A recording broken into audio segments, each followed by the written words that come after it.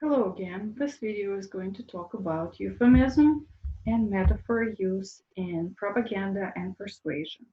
So let me show the presentation in a second. There we go. From current slide. Okay. Metaphor and euphemism. So a lot of people use the word metaphor as a figure of speech in which one thing is compared to another. For example, Jack is a lion is a classical example of metaphor. And of course, everybody understands that Jack is a human and is not a lion. So it's kind of untrue. However, people want to emphasize that they admire Jack's bravery or his other qualities, so they're comparing him to a lion. And um, often metaphors are distinguished from similes. However, I think the difference is kind of artificial. Now, a more accurate definition is that a metaphor or figurative comparison is a cognitive process in which one idea or conceptual domain is understood in terms of another. So, if we take the example of Jack as a lion, we are comparing elements from two different conceptual domains: humans, which Jack belongs to, and lions, animals. They're not the same, and saying Jack is a lion is blending these two conceptual domains. So in cognitive science, cognitive linguistics, the conceptual domain from which we draw metaphorical expressions to understand another conceptual domain is known as source domain. Conceptual domain that's understood in this way is the target domain. And for example, I'm going to give several examples that show that people often describe love as a journey. So here are several examples. Look how far we have come. I'm quite sure that several of you, uh, probably all of you have heard that, and several of you have used that. We have just, we just have to go our separate ways. We can't turn back now. We are at a crossroads. This relationship isn't going anywhere. We've gotten off the track.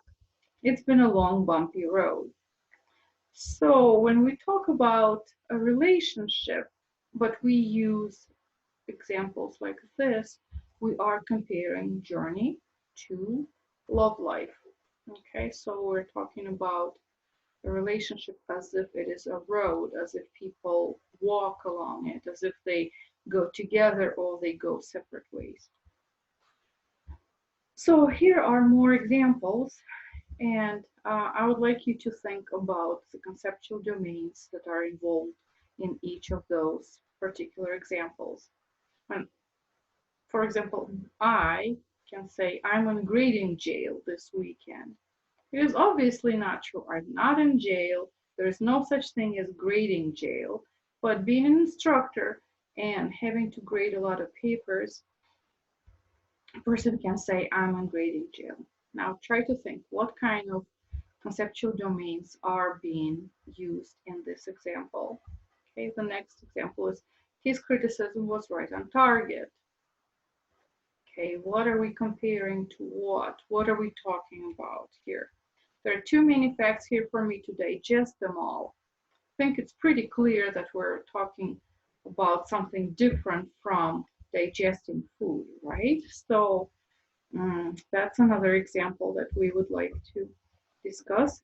Or that's food for thought. These two are similar. Can you tell that there is a similarity between them? Okay. So they're wasting their time is another one. He fell into depression. She came down with the flu and they treated me coldly. So I suspect that a lot of people have used expression like this, treated me coldly, or there was a warm welcome.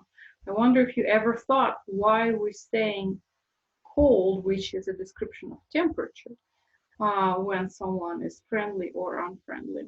So let's look at the first one. So grading jail, I would say that we talk about work as if it can be prison. So they're two different things. And in this sentence, they are blended together. In criticism was on target, we're talking about arguments as if they're war, as if somebody is shooting at target, right? And so getting something right is described as hitting the target with some kind of weapon. There are too many facts here.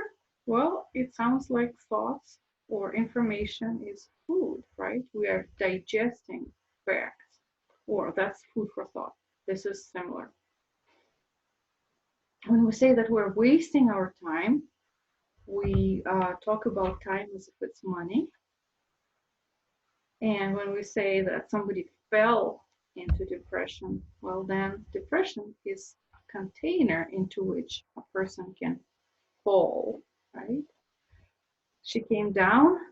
In this case, we have down as bad, right?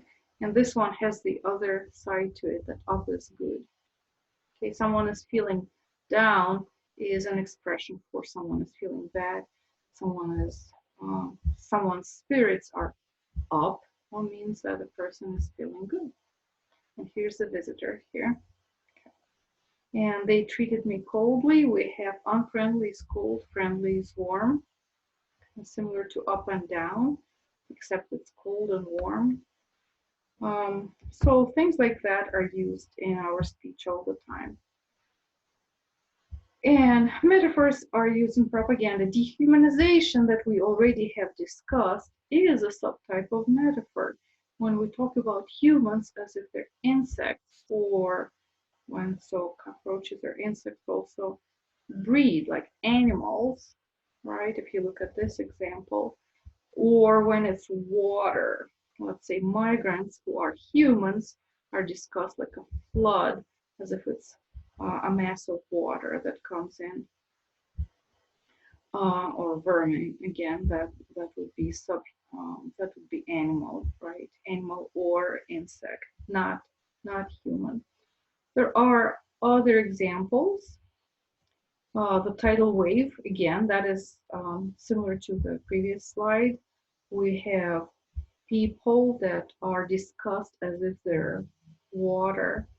We delivered surgical strikes. We're talking about bombing areas as if we're talking about a surgery. Well, our troops delivered down a knockout punch, as if it's a boxing match instead of a war. Collateral damage is inevitable in situations like this. So we're talking about damage when it actually is death. There will be shock and awe, and we're planning to launch a surge in Iraq. So those are examples of war metaphors. So your assignment will need to be to find metaphors in persuasion or in political discourse. Then you would post them to discussions. And this is the part for today.